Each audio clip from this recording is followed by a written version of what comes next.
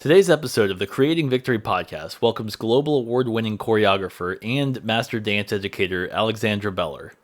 Join us as we explore the power of contradiction and working with movement as a way to access creative authority, embody clarity, and deep personal voice.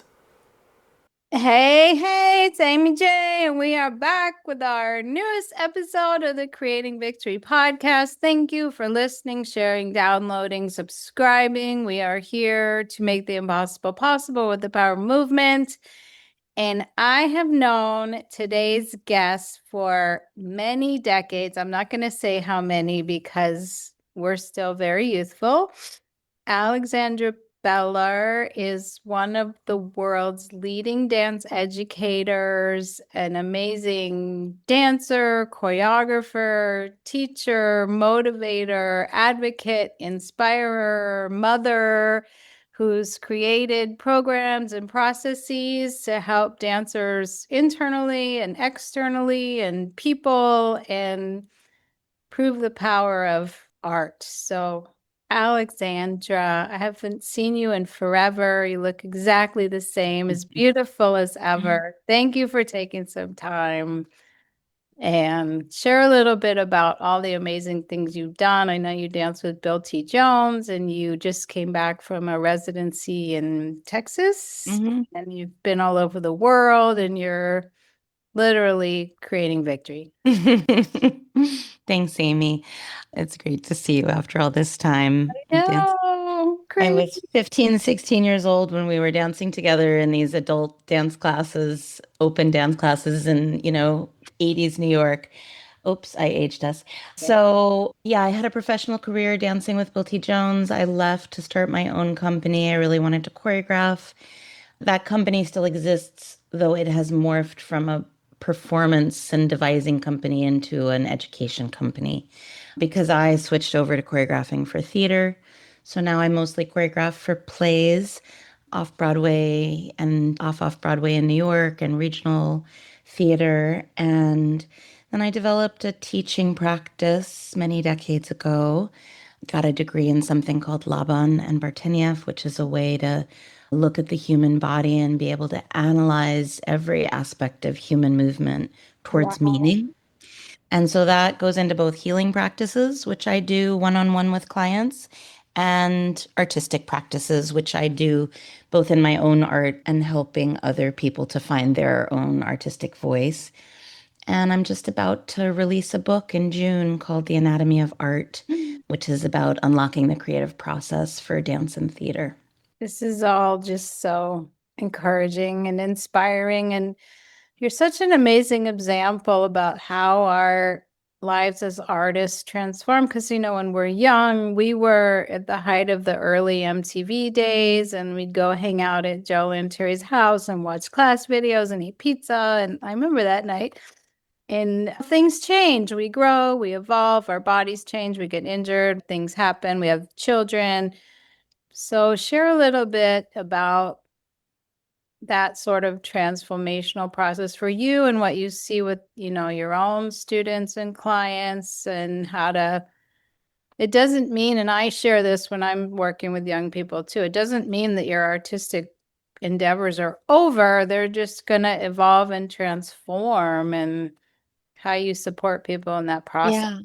Well, I think that accepting ourselves as we are at every juncture is a critical component to any kind of both our own happiness and our ability to grow and our ability to serve others. And so even for the, 19-year-old that feels quite able-bodied, able-minded, etc., there are always aspects of the self that require more radical acceptance in order to have more empathy, have more insight, etc. And so I think, of course, when we encounter trauma or aging or instability, crisis, obstacle, it forces us to some kind of crossroads where we do not accept ourselves as we are. I have had quite a few of those junctures. I was paralyzed on one side from a birthing injury and have had 2 hip replacements. And so lots of things have happened to my body, kind of from the outside, some from the inside. Yeah. And then there's also been a lot of, the expectation and assumption and stereotype and critique from the outside of my body as somebody that never had the typical body type for a dancer. And then I hit menopause and everything changed again. And I think I've just been on a slow roll journey to increase my own accepting what is in the moment. And Mhm. the somatic practice that I teach the most often, which is called Bartenia Fundamentals, is really about that, like listening to the structure, the physics, the ability, and the consent of the body as it is in this moment. And Mhm. I think some people conflate accepting ourselves with a lack of change, like stasis or apathy. And I think it's really the opposite. Like until we're in, okay, this is what is right now. From this, I can go anywhere I want to go, or I can aim anywhere I want to aim. But until I'm really like with myself in this moment, I can't really go anywhere else because I'm not whole. I'm not bringing myself to the next thing. And I think it's a real failure in our narrative when we say, oh, if I accept myself, even heaven forbid, love myself as I am, it's a way of saying, I have no interest in changing. I'm not going to change or I'm not going to grow. And I think it's the exact opposite.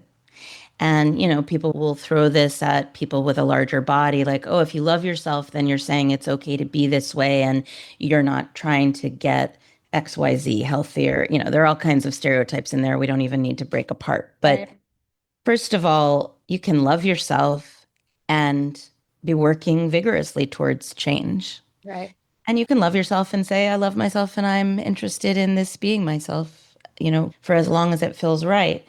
And I'm not suggesting any one or the other is right, just like what you want, but the conflating acceptance with stasis is a huge false thinking. You touched on so many important things, especially in this day and age, in this social media culture, and these poor kids. We didn't have that. Yeah. We just got to work on our craft. We didn't go to class to get video. We didn't have to, it was about going to class and enjoying the community. And now it's so much about the external and how many followers and this we've completely the things that are supposed to be connecting us the most are actually pulling us apart from ourselves and everyone else and what's really important, especially as artists. And one of the things I've respected about you most since the days of early that I've known you is your just force of nature because you're an extraordinary dancer, an extraordinary human, and staying so grounded in that no matter what is really a beautiful. I mean, I was caught up in that as well. I'm not this and I don't look like this and I'm not that. I let it kind of derail me. So I think in this culture, and what are you finding as we're so deep in this divisive social media, everything. What is it? Tamron Hall called it an optical illusion of how to stay grounded in yourself and focused on your work and improving. And like, isn't this the point of class? Is to become a better dancer and a better human and work on our skills, not worry about how many followers we're going to get from the combo that we're filming at the end if we get chosen or not. I don't know. Mhm. Crazy. And I haven't taken class in a long time, and I certainly don't Either. do that kind of stuff in my class. Like, Me either. to a detrimental point, I have zero footage of like most of the things that I've done. Probably Hey. could stand a film shoot sometime. Using that term optical illusion is such an apt metaphor because the way that an optical illusion works is we have this blind spot in the center of our eyeball because that's where the eye connects to the brain. So the physical eyeball connects through the optic nerve to the brain, and where that optic nerve is, you actually have no vision. But our brain sees everything that's surrounding it and makes up what's in that blind spot, which is why somebody can craft something where they put something exactly in that blind spot. You cover one eye and you like don't see it, and then you cover the other one. You're like, oh, there's something there that I never saw. And so it's such a great metaphor that you chose because there is no reality. There's no one reality. We have perceptions. We all have perceptions. And just like this, the brain neurologically makes up what's in that blind spot by clocking every little bit of information that's in all the other spots that have vision. But like all those spots that have vision are directions of perception. So each of us has some direction of perception. And together, maybe theoretically, they do form some kind of picture, but we can't see it Right. because we're fighting with each other. Imagine if your eyeball, if your brain fought with itself about, like, well, this part of the eye sees this and this part of the eye sees that. But it learns how to collaborate and coordinate, negotiate all of the different bits of perception it gets into a reality that becomes our individual reality. If we could figure out how to have, I mean, this is what hive mind would be, right? Like in the best possible world, hive mind would be that we, as a series of individuals, had some kind of ability to allow all of our individual perceptions to be part of a whole. And just like in our individual bodies, we would learn to accept the whole of that reality Yeah. with all of its contradiction. And Mhm. I do think this is one of the things, and this is one of the things I talk about it a lot in the book, is that we've really been conditioned out of not only accepting, but really celebrating contradiction as an Oh, elemental, fundamental part of the human experience. And we are always being shamed and coached and goaded out of contradiction as being part of every human being's reality. Many things are true for each person at the same time, and they can conflict with each other. I mean, it's the state of the world today, right? Like, I am this. I have some big things happening I can't discuss right now, but as I'm looking at this next phase, it's like nothing is all good or all bad. So for suddenly like, well, I'm this and I'm not even going to look at that because it's a intended thing by the powers that be to keep us at each other, which is a podcast for another day. So how to get back to that place of like nothing is all good, exactly what you said. There's contradiction in everything, and that's actually a good thing because it forces us to kind of critically think, which we're learning less and less to do. So And if we think about how the body is actually built, which is not on a system of simplistic levers or stacking the weight of body parts, they used to think that we were kind of like a stack of blocks, and there's your feet, and then your legs sit on top of it, and your pelvis sits on top of it. And they finally realized, it's well, all that's not possible. connected. Your feet would break in about Right. 5 seconds with that weight on it, right? So obviously, the weight is pulled in all of these really complex torques called biotensegrity. And that's the way the world works, and that's the way our lives are sculpted as well. The biotensegrity of our life means, I'm pulled in this backwards direction, but I'm also pulled in this downward direction, and I'm also pulled in this sideways. And the accumulation of those, of course, they can get too strong and they can pull us apart. But in the best scenario, that's what actually keeps us standing and moving and whole, is that we have these various tensions and they are pulling against each other. Counter tension, counterbalance, any dancer will tell you, is essential for being able to do anything you want, Yeah. right? And anything virtuosic requires that there are things pulling in opposite directions. Nothing's just ever going in one direction or we would collapse. And the same is true for us emotionally, socially, psychologically, intellectually, politically, right? Nothing's ever pulling in just one direction. And until I think we can really celebrate not only our contradiction, but our general fundamental complexity, we're not Mhm. really accepting ourselves. I love that. I have to really wrap my brain around that for a little bit. I love that these are ideas that we get to talk about and think about. And so share a little bit. I know you just finished a book that will be out in June. June. How did that come about? What was that process like? What do you want people to gain from it? I think your voice and all of this is so relevant and important right now. The more people we have sharing these ideas that nothing's all good or all bad, basically, in simple terms, the better off we are. So thank Yeah, you already. it was a long it, Congratulations. it, it was a long process. It will have been by the time it's published, it will have been about a decade since I started it, but there were definitely really long fallow periods where I didn't pick it up for I mean, during part of the pandemic, I don't think I picked it up for a year and a half. So it wasn't 10 years of just straight working on it. But I do think it's significant to me that it took a decade because I feel like I finally came to the voice, and it took me a long time to really accept what some of the book really wanted to be, which is I thought I was writing more of a workbook, help book that was supposed to be a mentor for choreographers and directors to make their work. And it is. That is what it is. Mhm. But I thought it would be more technical Right. than it is. And all that technical stuff is still in there. I'm give you plenty of tips about using time in different ways and breaking habits. But what really started to develop as I stuck with the book over a longer period of time is that I started to defy the mythology around art and healing as being Mhm. siloed.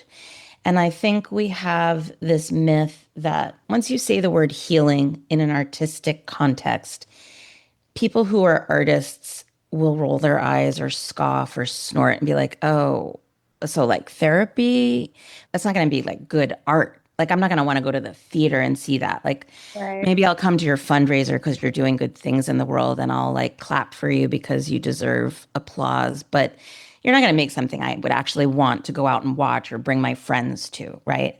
And I think that's utterly false. I think some of the greatest art in the world is healing for the people making it, the people creating it, and the people watching it. And I absolutely do not think that there is a separation between art and healing or that there needs to be. And I really hate that this is the stereotype or myth that, like, when you say art is healing, you suddenly imagine a bunch of like white ladies in long white dresses down by the river, like doing some really cheesy, like Go walk. Yeah. pray to the sky and pray to the water and hold our hearts and cover our faces. And you're like, that's great. That's wonderful. I'm super happy they're doing that for Right. themselves. To me, it's not that art can't be healing, it's that healing is not necessarily art. And I think that's where we start to get this weird mythology. And people look at the ladies down by the river and they're identifying what they're doing as art and they want an audience for it and they want that to be treated like high art. And people accept that definition and then say healing doesn't belong in art. Right. And I feel like, no, maybe art doesn't really belong in healing. That healing is not a process that really requires an audience. It Right. may require a witness, it might require celebration from the outside, it could require a community, Support. but Yeah. it doesn't require an audience in the sense that, like, when you're making art, you're making it for the sake of an audience. I'm going to offer something to you in order to help stimulate something for you, an idea, feeling, an embodiment. And I'm condensing and saturating and compressing the human experience into metaphor and imagery the way that dreams do. Neurologically, dreams do the same thing. They take facts from your life and they compress it down in a similar way that AI, large language models, like compress into their coding so that they can capture like copious amounts of information, which is Right. why they go off sometimes because they're really using this like compression method. I think art does the same thing. It compresses the lived experience into images and metaphors and weight sharing in a way that we as other animals can like receive it in an almost enteric neurological way. Yeah. And that is a very particular thing. Making art is a very particular thing. And it is in large part, yes, it's about you expressing yourself, but in large part, it's also about crafting for the service of an audience. And I don't think that healing should do that. I Right. don't think that healing is at the service of somebody beyond us. And so it's never, healing is never, maybe not never, but it's rarely going to be a crafted artistic experience. And I think we should stop putting it out that way and let it be like, I'm doing this women's healing circle down by the river. If you'd like to either witness or do it, come join us. It's Right. a healing adventure journey. Great, wonderful. And if you would like witnesses, make a call for witnesses. Absolutely. But it's not a performance. Yeah. And the minute we start making it a performance, we start to dilute that word healing that absolutely has a place in art. And I think that's probably something that people who are doing healing work as art won't enjoy hearing. And I understand that probably could feel erasing or uncomfortable. Maybe it's a controversial opinion, but I feel like there does need to be some separation between art and healing, but we didn't create the separation at the right juncture. Right.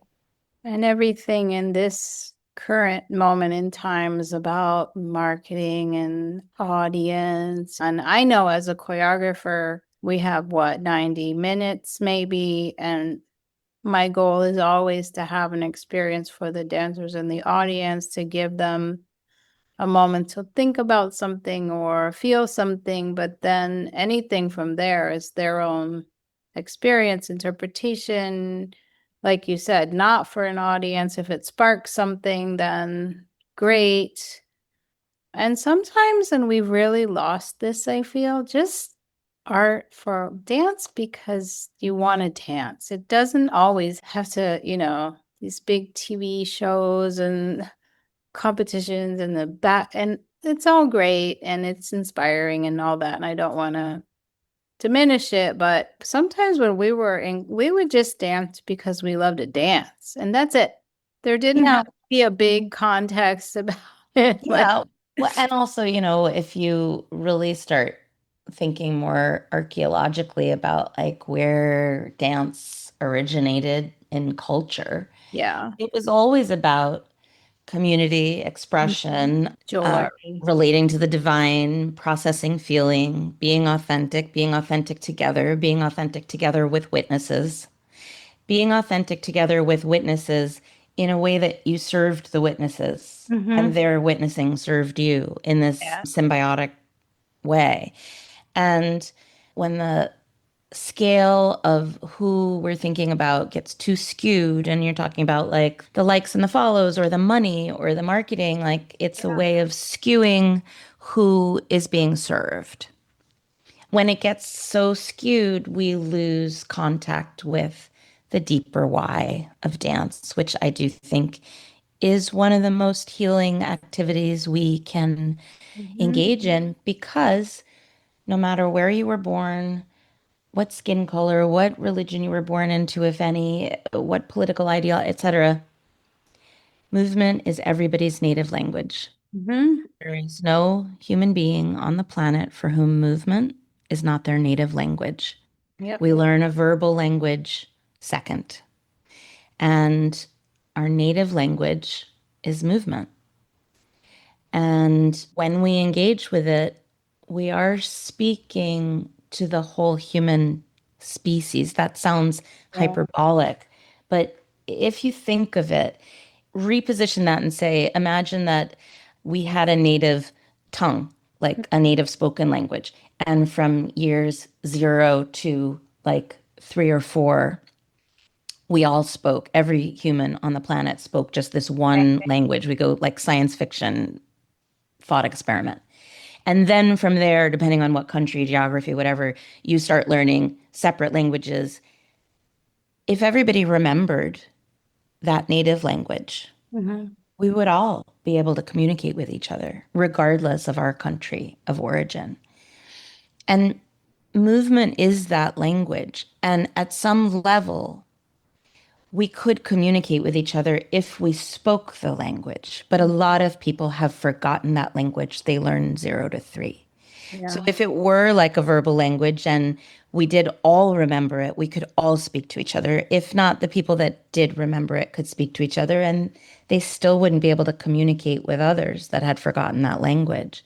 And we're coached into forgetting that language or devaluing it when we go to school and they tell us to now sit in the chair, look straight, don't talk, don't move, right?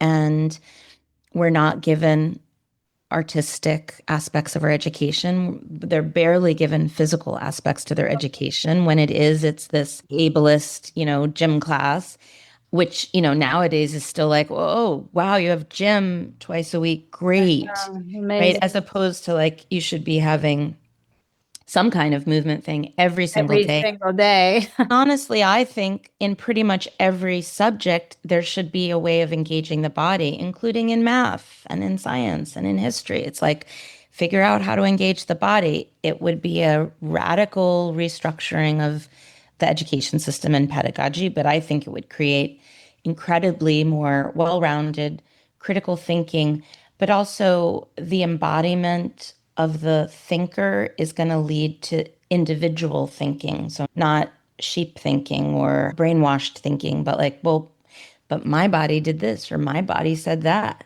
Mhm. And that's not necessarily what your parents would say or your whatever, your pastor or your, whatever would say.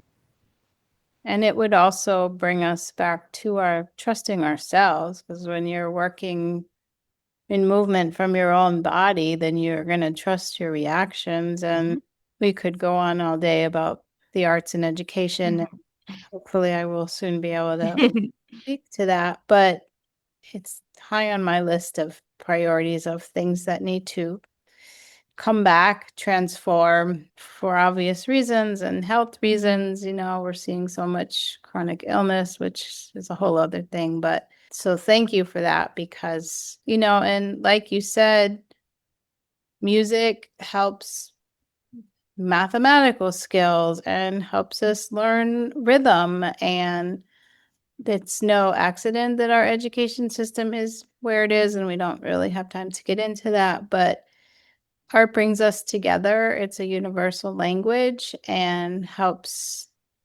So, of Yeah. course, it's going to be under attack. But anyway. There's a great YouTube video. I think that it might be Jonathan Bokauer. I could be wrong about that, but I think it's called A Modest Proposal, and it's a TED Talk.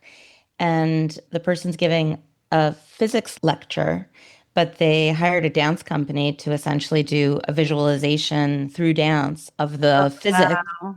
And it's so beautiful. And the proposal is basically like movement should be part of every part of education, right? Like it literally is our native language. And if we start speaking it again, we will all start having a way to relate to each other. Yes, which would be amazing. And then I also think that if people were really in their bodies, they wouldn't be trying to be so cruel to other people's bodies. They Right. wouldn't be trying to take away their rights. They wouldn't be judging them based on their skin color, and they wouldn't be judging them based on their access to their body and their access to limbs or their nervous system or, uprightness or whatever. Because if you're really in touch with your body, you're also in touch with, as we were talking about before, the contradiction and the limitations and the lack of access that you have in whatever way it is, whether it's social or neurological or emotional or physical, spatial.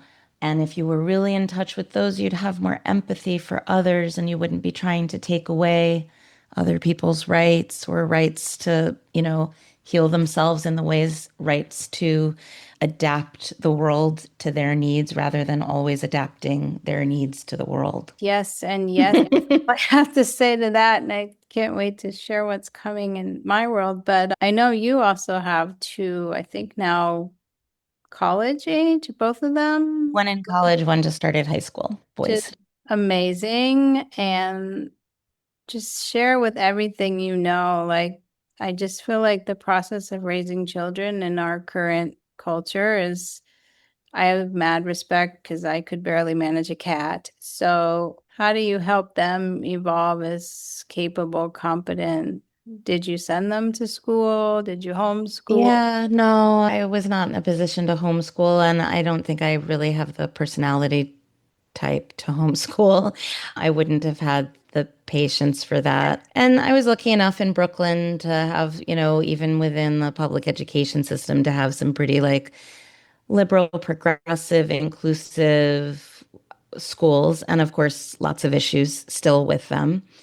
It's not easy. And, bringing two kids through the pandemic and through Yeah. this political era of really like fascism, the level of classism that's coming back, and really facing the levels of racism and xenophobia and Yeah. misogyny that we're facing right now is heavy. And there's a lot of failure in that. I feel like I can't really prepare them, I can't really protect them. I can tell them my beliefs about caring about other people, about leading with love, about being an authentic person, about the power of vulnerability. I can teach them about how much it serves you to help other people. I can teach them to try to use a scientific level of logic to check in with their ideologies. So try to dismantle it. Like, try to figure out what would make this come apart. So, if I'm like, caring about other people is always gonna be a better outcome, as long as you're also protecting your So, safety and yourself and your energy, and you're not letting yourself be contradiction again. used or abused, right? But can you tear that argument down? And I feel like try to tear it down. I think it's a good practice to try to tear it down. I've not been able to tear that one down. I can tear down ones that are about discrimination or, ways in which we stereotype people and then make assessments about them without their collaboration. Mhm. I can pretty much always find a way to tear that down. So I'm like, try to tear down your own ideologies. Yeah. See if they'll come apart. And if they do, figure Where out what those weak links yeah. are. Yeah. What did you leave behind or who did you leave behind? So I can teach them that or I can share that with them and, they'll pick up what they will. And there are many places where I've fallen down on the job. I've absolutely let them have fairly unfettered access to social media and screens and It the happened. internet. And I've done what I could do. And I have been far from the parent that I imagine in my head. And they are both very loving humans, and they both are currently identifying as male and straight, and we're white. So, like, I've raised two straight white men, And and they're, for the most part, doing a pretty good job. There's always more to unpack, but I do feel like they see it. They see the system, they see their responsibility mm, to shift their entitlement yeah, in yeah. the world and to step back and to listen to other people and to let other voices in the room and to not always be first. And I'm trying to share those ideas with them without making them feel like their existence is wrong or flawed, while still saying you are a precious, glorious creature and you are valuable and you're worthy and you have every right to exist and to have a voice and to take up space. Yes. And traditionally, people that look like you, when they come into a room, they take up more than their share of space. Yes. So I want you to take up space, but I want you to also like take some responsibility for trying to rebalance. And so sometimes maybe you don't take up as much space even as some other people in the room because you're going to try to repattern something that has been unfairly patterned, and you're going to try to make a little gesture towards Wow. giving a little extra space to somebody or using your space to afford somebody more space or the microphone. Yeah. And it is a hard balance to strike when you're raising white boys to say, And I think I overshot it for a little period of time. And my eldest was like, sometimes I just feel like I'm not really supposed to be, or I'm like, I feel just bad all the time. Like, oh, white men are the worst. And so am I the worst? And I was like, okay, I have to also continue to celebrate you. Yes. But I'm trying to celebrate the things that I hope they will celebrate, which is like I'm celebrating how well you can read a room. And I'm celebrating how big your heart is and how generous you are. And I'm celebrating this amazing, like goofy dancing that you do and how much joy it can bring to people. And I'm not celebrating you for like a grade or a Right. six pack or Also, a yeah. trophy or like I don't care about those things that much. That's amazing and inspiring. And maybe someday you'll write a book about gracious parenting and, you know, transforming one literal step at a time. I know we're a bit out of time. Is there anything closing you want to share to our youth, to our culture? Where can we find you? I know you work with private clients. I know you have a class at Gibney for all people, All people, everything, yes, all people at all stages. all humans. Yeah, Yes. all humans. And I have like really seasoned professionals that come in that class. And I've had people with braces on their legs that, you use crutches. And I've had 70-year-olds and 16-year-olds. So it really is a class about being in the body that you're in and Mm. finding flow within that body. Yeah, the best way to find me is just through my website, alexandrabellerdances.org. And I think if I wanted to leave with like a closing idea, it's that starting to release embarrassment as a driver for our choices is something that I think we find way too late in life. And I would really invite younger people when they feel the discomfort of embarrassment, which usually means you're trying something new or you're being vulnerable or you're taking a risk, to notice that feeling and reframe it. Say, ooh, embarrassment, I'm on to something. Okay, how do I need to take care of myself inside to be able to stick with this embarrassment? How do I need to take care of myself? Right. And it's not about sharing less or doing less or being less, taking less of a risk, but maybe it's about finding a way to take care of yourself after or get some validation for it or modulate it a little. Like maybe I'm going to dance my butt off in this class and feel like I might make a fool of myself, but I'm not going to choose a place in the front of the room. I'm going to do it in the back of the room. Maybe I'm going to take all those risks, but then I needed to go do something really safe and I need to go like be 8 years old and like go have a chat with somebody that really nurtures me and feel like I'm not on display now. So I just would say trying to reframe embarrassment as a metric of success. Like I'm on to something. This is the feeling that lets me know I'm taking a risk. That risk is going to grow me. I'm facing a challenge. I'm feeling uncomfortable because I haven't been here before because I'm growing and changing rather than, ooh, embarrassment, I better back off. Right. And I wish that I hadn't taken quite so long to learn that. And I would love it if I could see younger people just embracing embarrassment as a really good sign. Because it is. Oh my gosh. Thank you. So many things that I'm going to just really wrap my brain around in the coming days and weeks, which I always appreciate. Friends, the amazing Alexandra Beller dances. I've known her for a long time. So, again, thank you guys for downloading, sharing, subscribing. Our whole goal is to create value and inspire people to just do their thing. So, thank you all, and we'll catch you next week.